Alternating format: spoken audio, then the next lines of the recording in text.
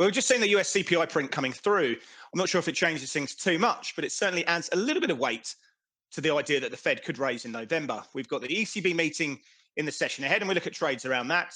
And we also preview a massive week of central bank shindigs with the Federal Reserve, the Bank of England, Bank of Japan, Swiss National Bank, amongst others coming through. We look at trades around the Aussie dollar, EURCNH, the offshore yuan, and energy, amongst other trades as well. It's time to get in front of the screens. This is the trade-off.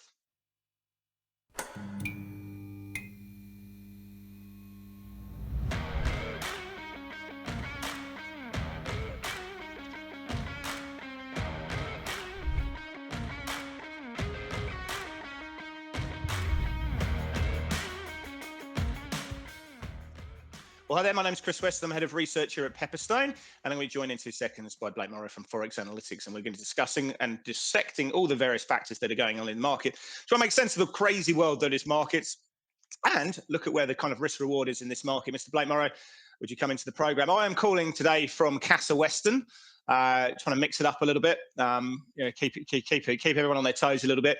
But how are you doing, good man?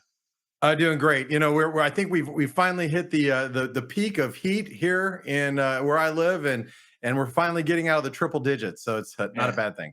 Yeah, nice one. Well, we've got the El Nino coming to Australia, and I'm sure the farmers out there are not going to be too happy about that. But I think they're mostly destocked. But we're looking for some dry climates in the session ahead. Talking about dry climates, and this market obviously is pretty dull, isn't it? I mean, you're seeing very low realised vol in equity markets. We're sort of caught in a bit of a range in the S&P. We can talk about that. Fixed income volatility is pretty low. FX vols is I'd like it to be a little bit higher, and gold vol is pretty low as well.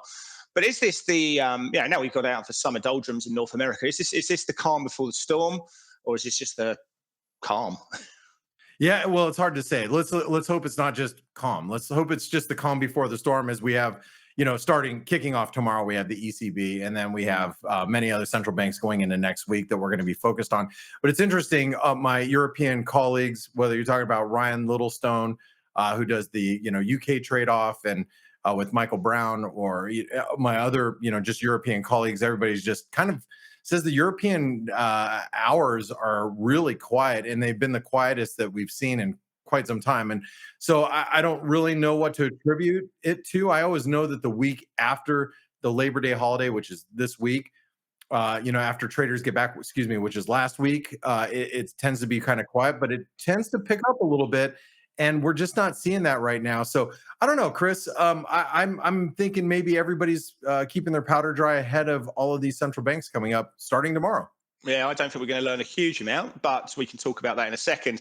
So I'm really interested because at the end of the day, there are still going to be some trades around there, and I think that's kind of what we're going to look at. Not just about managing the risk, but is there some trades that we can work out? So let's go into topical funder and assess those situations.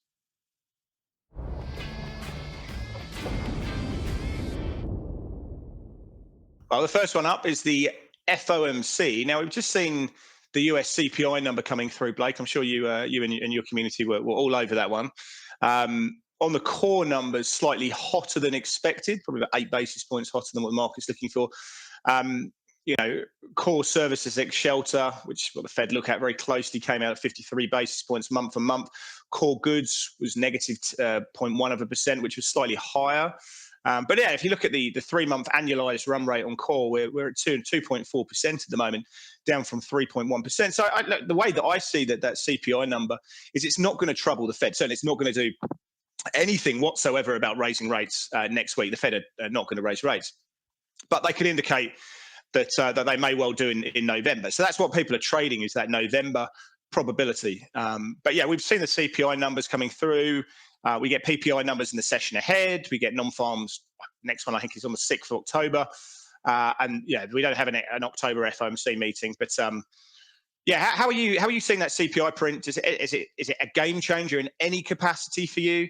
How are you seeing those probabilities? Are the Fed done here, and what's the trade? Well, first of all, I'm going to say we're going to talk about inflation in a couple topics. I think we're going to just talk a little bit more in depth about inflation, not only in the U.S. but globally. I would say that today's data didn't change the narrative at all, but I would say it is sticky, and that's the thing. And I think if you look ahead at the Fed, they're not going to move. They're going to pause. I think we've had a couple. You listen to a lot of economists. They think that the Fed's on the schedule right now where they're just going to pause, see what happens, and then continue on. But that doesn't mean that rates are done going higher. So it doesn't change my real playbook for the FOMC, but it really changes my playbook, or it really helps solidify my trading ideas around what's going to happen tomorrow, which is the ECB, which we'll talk about here in a second, and how I want to play it, because I still think that people underestimate the ability for the Fed to. They may be done raising rates, whether it's now already we're there or it's in November. I don't think the market is quite prepared for the rates to stay sustainably high for a long period of time. And I think that we are going to. I think the CPI data that we got today, helps solidify that idea. And as long as the jobs market continues to stay strong, I don't see any reason why. No, that's an interesting one. So when I'm looking at the Fed meeting next week, one of the things we're going to be looking at is the economic projections and the dot plot projections. So I suspect they're going to keep the dot plots unchanged. They're called the median dot for this year at 5.6%, which gives them the optionality to hike.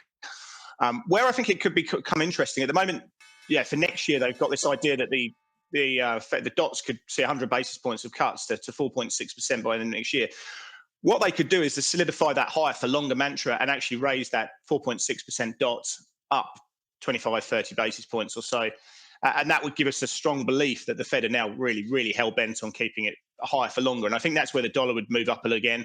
Real rates would move up, and I think the NASDAQ would come under pressure. I don't think they're going to change it, but if they really want to reinforce the idea that they're higher for longer, then they can tweak, or certain individuals can tweak, and we might get the median dot from 4.6% moving up a little bit higher.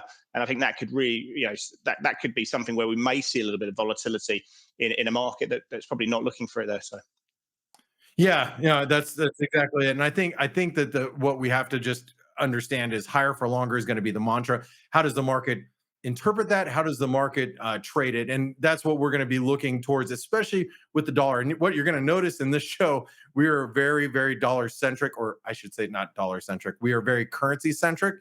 And so and I think it's going to play well into interest rate expectations. Speaking of interest rates, let's talk about the ECB, Chris, and let's go into tomorrow.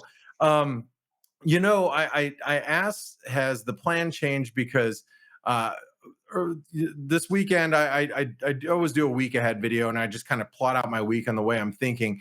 But something came out interesting yesterday, and it was an article from Reuters, and Reuters, the article said ECB crucial 2024 projections to put inflation above 3%, sources say. Now, it's always the sources, and it's always a leak, and it's always I believe this is the way that central banks try to get out some messaging to when you have a 50-50 and you don't want to surprise the market, you got people leaning, it could go either way. I think the ECB releases this type of information out to the public so that the market tends to lean into it. So there's less of a surprise, less of a move if the ECB does raise rates. But the one thing that I want to highlight is, there's one of two things that are going to happen. I think I'd be surprised if one of these two things didn't happen. We're going to get a rate hike, and then Christine Lagarde is going to tell the market basically we're going to keep rates unchanged. We're going to be data dependent. And that's a dovish hike. Is it going to be a dovish hike? Yeah. Basically, we're one and done, or last one and done, right?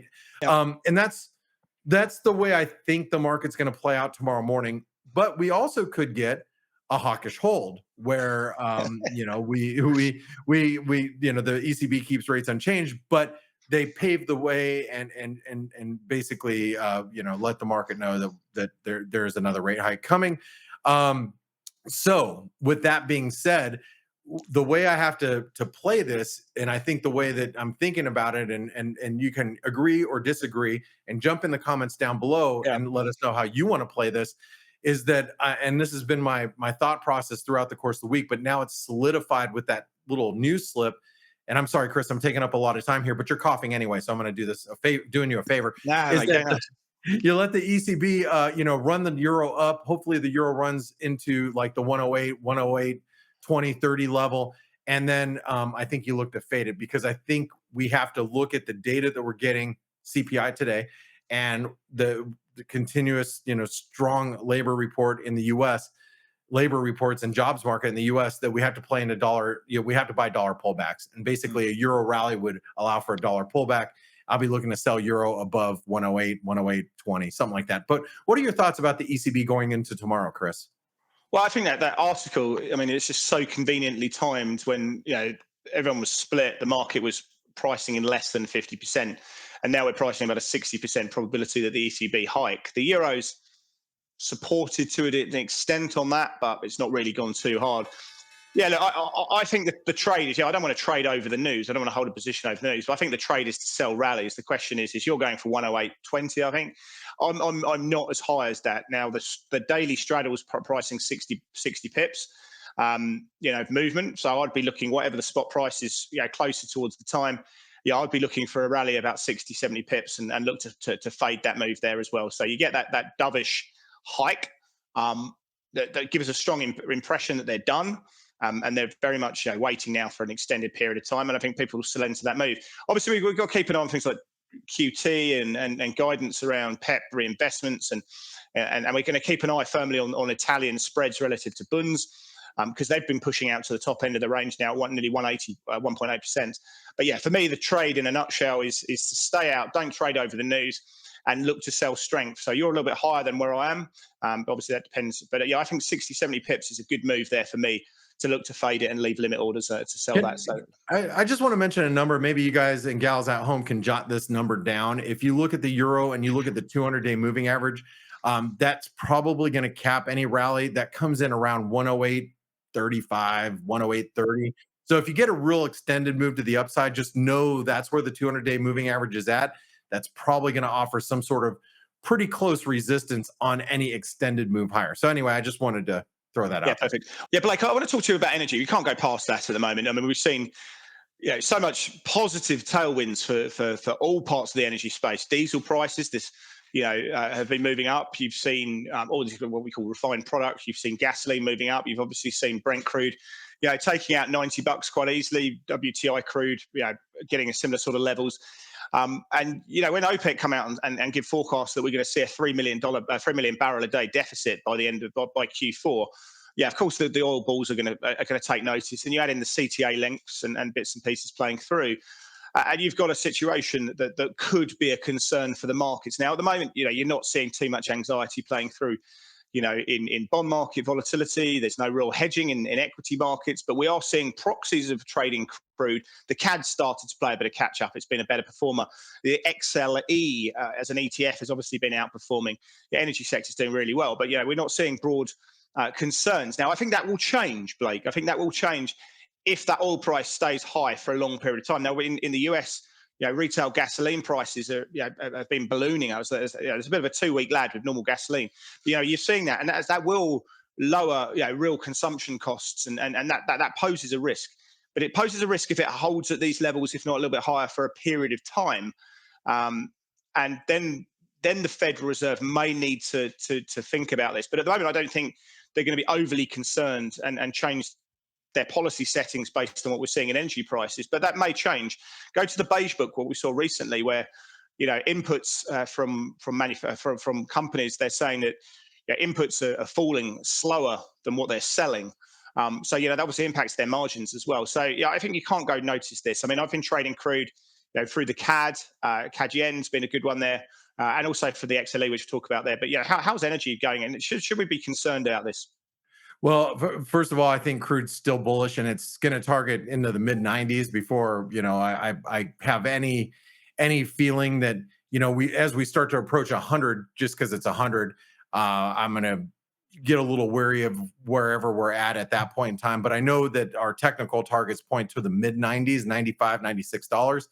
And it's going to make not only the Fed, but every other central bank's job more difficult. So, I mean, you look at energy costs. I started thinking about nat gas. Nat gas has been basing for so long, and it looks like it could break higher, especially, here we go into winter.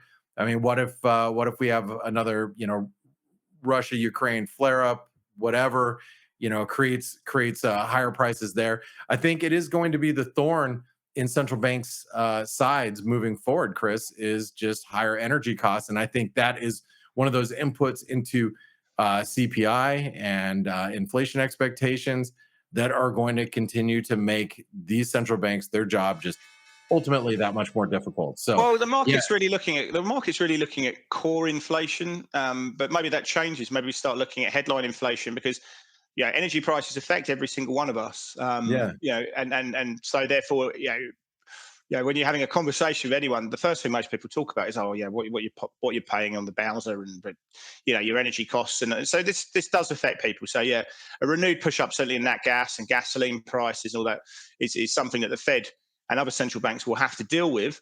And again, it just reinforces that higher for longer situation and suggests that any kind of rate cuts probably are a struggle at the moment. But what it does is it makes me look at trades around the consumer as well, and which we can talk a little bit about that later on. well, speaking of which, speaking of the consumer, actually, we have U.S. retail sales numbers that come out tomorrow morning, right in between the ECB announcing their policy decision and their press conference.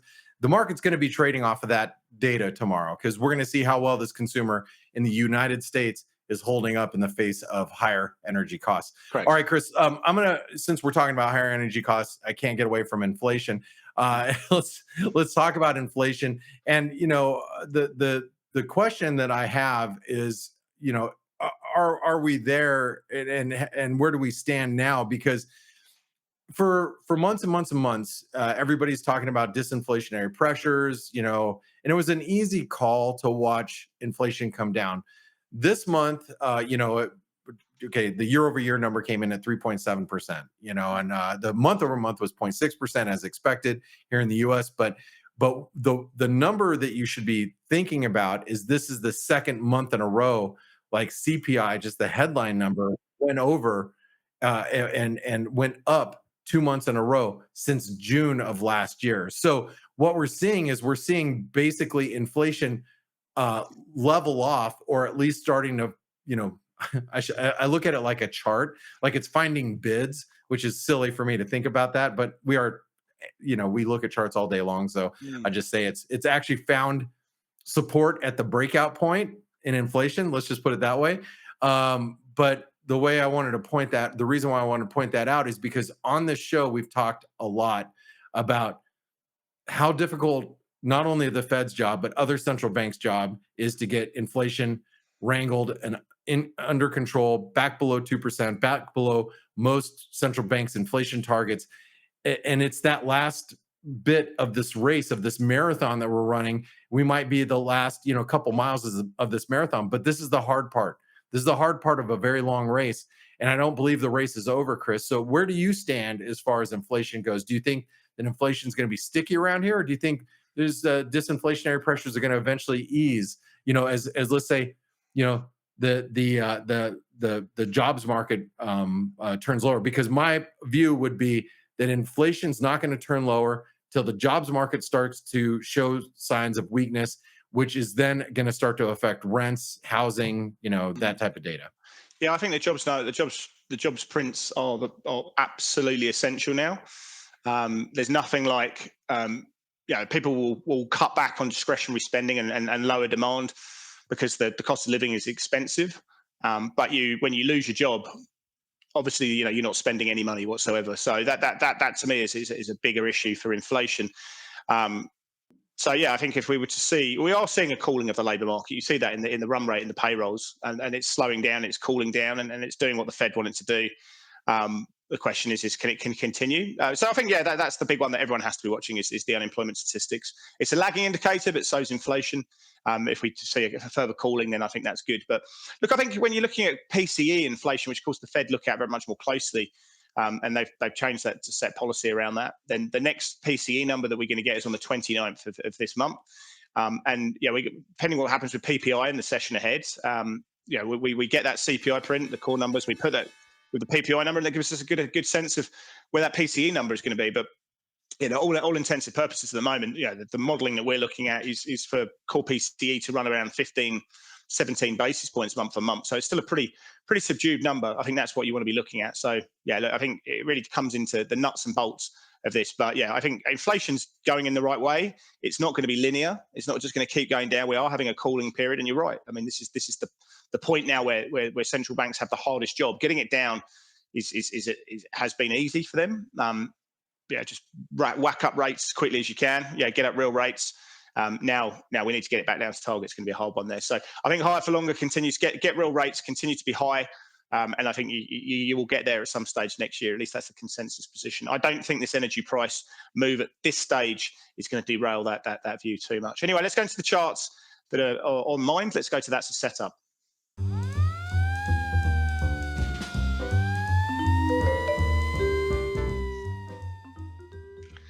So I talked about CAD-yen. I'm actually quite surprised. We've got a couple of yen charts in there. Yeah, look, the yen's a tough one, isn't it? Because beginning of the week we were talking about this idea that there was an article in one of the local newspapers in Japan quoting an interview with Oida, talking about this idea that they could have a path to getting out of negative interest rates, and one suspects probably concurrently with tweaks to YCC as well. And we saw a little bit of a rally in the yen, but then we just realised that the conditional path on raising rates is to do with continue to be very, very strong wages, and we don't get the formal outcome of the wage negotiations until April of next year, and we probably get some estimates in November. So a lot of water under the bridge before we really get clarity on whether they're going to get out of NERP, and of course, this is going to be highly conditional. That said, with low volatility, it comes with risk being long or short the yen. Of course it does. Intervention risk is still very much there.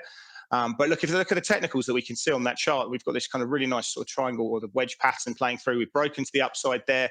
The CAD's been one of the superstars outperformers in G10 because the correlation with crude is increasing. I think there's probably some upside risks in here. I think we probably want to trade this one from the long side at the moment. But yeah, we do realise that for me, crude is pretty much overbought and could get some volatility. So yeah, I like it to the upsides. If I'm trading it, I'm doing a very, very small position. So how are you seeing that one?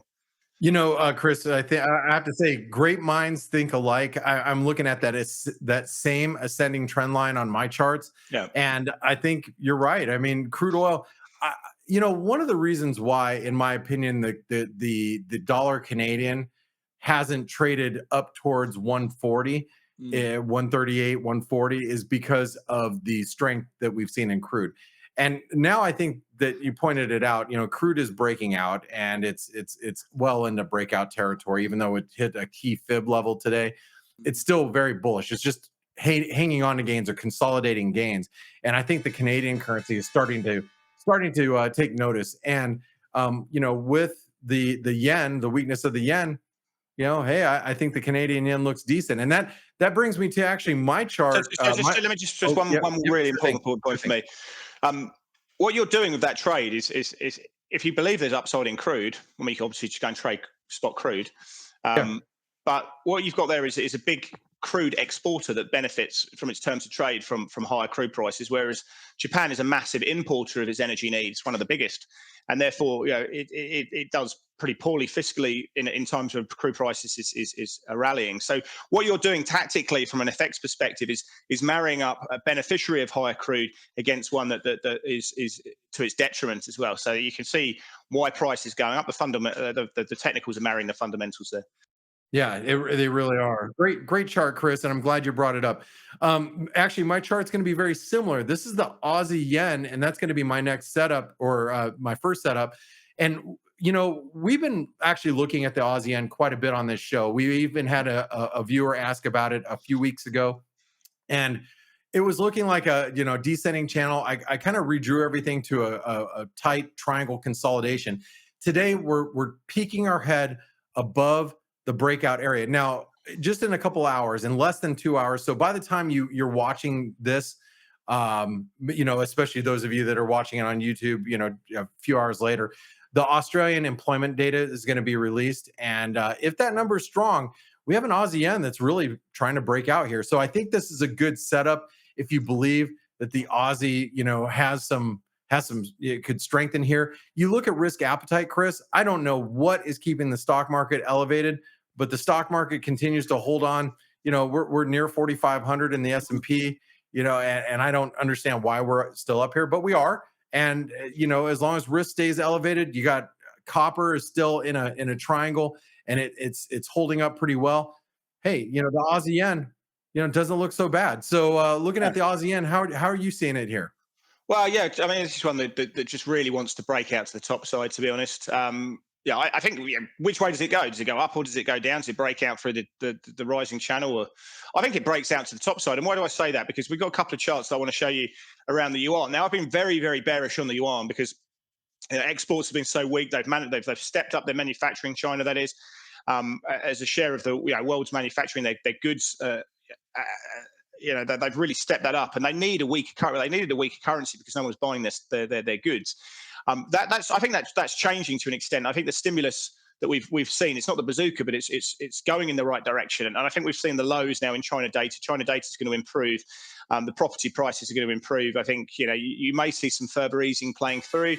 But I think China's as bearish as we get. I think we're going to see an improvement now, and I think we're going to see that reverberated in yuan inflows. And I think the China proxies are going to work quite well. We've already seen that in LATAM. Go and have a look at the Chilean peso. That's ripping recently. The MEX is doing quite well. I don't think that's much partly to do with crude, but I think this is also a China play.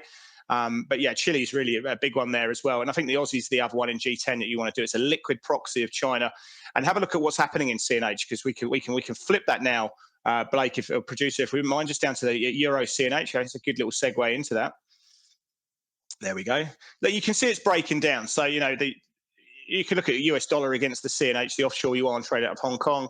But I've just chosen the Euro CNH because we've got the ECB meeting, but we've also got that big technical break. Now, I like selling this. I think this goes down, and it kind of fits into your Aussie yen trade there, Blake, because the China proxies will watch that CNH very, very closely. If the offshore yuan is attracting inflows and people are covering shorts and buying into that organically, then I think that the China proxies, as I say, the Aussie, the Kiwi, the CAD to an extent, but also Chile, if you want to go a bit spicy and go a bit exotic, then I think they're going to work. So I think a lot of people are going to sit there and go, Chris, you're actually barking up the wrong tree, and you haven't got your eyes on the price here. But I think that when it comes to China, I think we've seen the lows in the data series, and I think the China proxies are going to be working here, and that CNH is really, really key for me. So, what are you seeing now? I like Euro CNH lower. I think that's another cross that we can sell. Well, first of all, I think the chart looks like a pretty clean breakdown. I do these charts of the day that I try to do it every day, but it's usually every couple of days. And I was looking at the US dollar CNH and yields, and I know you're talking about the Euro CNH, but I was looking at the dollar CNH and yields in the very, very close correlation. We had a really key reversal in the bond market today. Yields started to come. Yields came down. Dollar CNH came down. CNH, rallied as a result. And I think you're right here, Chris. I mean, it looks strong. It's been under pressure for a long time, and it looks like it wants to go the other direction. And you're right. It's a good proxy. With the Aussies, a decent proxy of that, of the CNH, of China, and it looks strong. So I think the Euro CNH. Now, obviously, you have the ECB tomorrow. That's the big fear if you're trading this. But if you're looking to sell rallies in the euro like I am, maybe the Euro CNH is a better trade than the Euro US dollar. Yeah, exactly. But the other one is dollar yen. When we took you, because you brought up a really good point. I was watching the technicals on in the price action that we've been seeing in US Treasury futures, but also just in the sort of generic treasuries. And we did see new highs coming through in yield in twos after the CPI print, and then buyers stepped in, and we saw yields closing lower on the day, and that suggests that there's a slight change of structure. Now, I'm not expecting a massive decline in yield, but I think dollar yen's the one you want to look at. I've been looking to sell into 148. We didn't quite get into that point, but I think we're in a range in dollar yen, and I think those yields are going to be very, very testament to that. And I still quite like selling it into and above 148. I think that's the trade for me there in terms of the bond market. All right. Well, that's going to take us to our last setup. And this is actually a viewer question from last week. And I want to urge all of you at home or in your office, if you're watching this live, hopefully you're watching us live on TradingView. Make sure that you write down in the comments below any setups that you see. And Kim, the almighty Jong-un, had written a question about the Aussie dollar and the Aussie dollar setup. And, the question I have is, are we down under or is it over? And I'm glad you brought up the Chinese the Chinese topic, because China's done massive amounts of, I say massive amounts, little amounts of stimulus almost all across the board in different sectors, and it's kind of like a pellet shot or a shotgun of little pellets all over the place.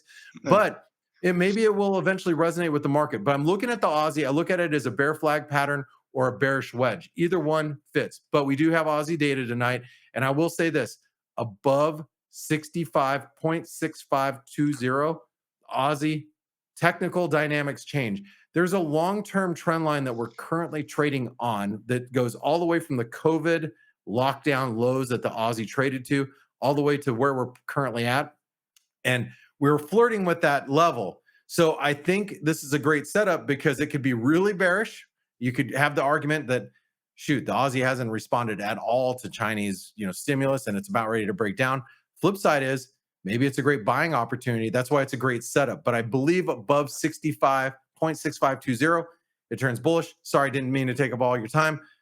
Chris, what do you think about the Aussie here? It's difficult because I'm still not giving up on the US dollar.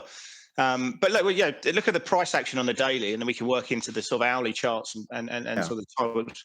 But we had a really big move up, last week on the 11th, and got up into what 64.56 or so. With sort of consolidation, and yesterday we pulled back below 64. The buyers have stepped straight in, so there is good demand to buy Aussies on pullbacks, and I think below 64 seems to be a level at the moment that the market's quite happy to sort of average into. But I'm not a massive fan of buying the dip. I like buying momentum after the dip, and so we can see pictorially charting that there is demand for the Aussie, but I think we need a bit of work, and I'd like to see a little bit of strength playing through, and actually a break of 64.50, and I think you probably go along for a bit of a momentum. I don't want to call it a scalp, but just something 50 pips or so. So I think there's probably upside risks in this, but we'll have to see what happens with the ECB. I do think that if they do this dovish hike, and we do see duration going bid, people looking to buy bunds, and you will see that follow through into treasuries as well. So you will see treasuries go bid just because of there's guilt of association, and therefore you're going to see you may see Aussie dollar moving up a little bit higher. It'd be interesting to see if there's any kind of life into equity markets if we saw duration going bid. So it's all interconnected. It's all one trade, isn't it? So we'll also work very closely. Anyway, let's go to play of the day and let's see what's making news there.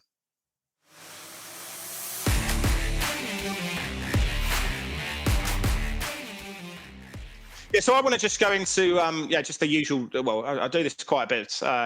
Long short strategies.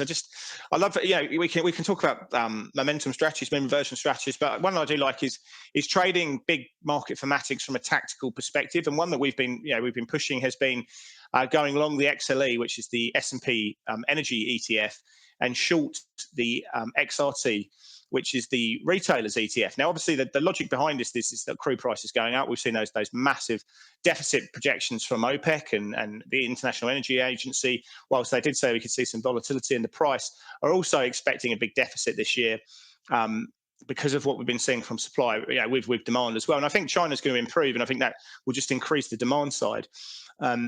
But what's going to be the negative offset against a higher crude price? It's going to be retailers. It's going to be real consumption that falls.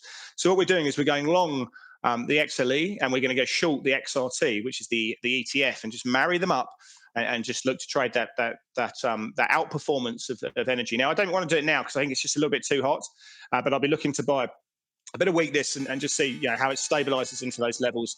But for people who are looking to trade tactical, you can go in and buy spot crude, and that's just a really easy way to do it. The other way, of course, is to think tactically and say, well, if crude's going up, what's going to be the negative consequence of crude going up? And for me, that's going to be consumption, a burden on the households, and retailers are going to cop it as a result. And you can see that ratio analysis where I've divided the two. XLE is the numerator. That's going up, and that shows outperformance. So I expect continued outperformance, and I think this is a longer term positional trade that I think will work over time as well. And I want to say that these plays that you bring, Chris, are like absolute golden. And here's the thing, if you're trading with Pepperstone, you get to trade a lot of these CFDs, and it's very easy to do, and it's a little bit more difficult for a lot of other traders. But as a Pepperstone trader, That's these are golden opportunities that Chris brings you all the time. So awesome. Hey, my play of the day is going to be the Euro Swiss, and I'm gonna first of all give a shout out to our UK trade off. If you guys aren't listening to that show, you should. My colleague Ryan Littlestone from Forex Analytics. He's with Mr. Michael Brown from TraderX. I'm going to leverage a little bit of his play. He was looking at the dollar Swiss. I'm going to take it one step further. I'm going to go with the Euro Swiss because, you know, we're breaking out of this wedge and we're breaking to the upside. Now, I love the idea that you got the Swiss National Bank that's got, you know, they've got their meeting coming up, and inflation is well below 2% for Switzerland. And so that Swiss could continue to weaken moving forward. You got the Swiss National Bank next week. You got the ECB tomorrow. If we get a little boost and we get a little bit of a hawkish hold, or maybe even a rate hike that is more of a dovish hike, doesn't matter. The euro should trade a little higher. But notice if we get above the 50 DMA, we get above the 50 DMA, we get above the 0.9615 level, 0.9615 level. I'm going to be looking at it as a bullish momentum squeeze, maybe back above 96.50, maybe even closer to 97 cents. But I love the fact that it's broken higher. Risk is very well defined. You can see those lows across the bottom. And there's my play of the day. And I'm not long right now. I'm not long, and I'm looking to get long. So yeah, good stuff. All right, thank you very much, everyone, for watching. Obviously, if you could smash the like button, we'd really appreciate that. If you want to leave a comment about any of the views you've seen today, we'd love to get back in on the mix. If you've got a setup for Blake or myself, please feel free to chuck that one out there, or if something that you like the look of and just want to sort of push it out to the community, then go nuts as well. Anyway, we'll be back more for next week for the trade-off.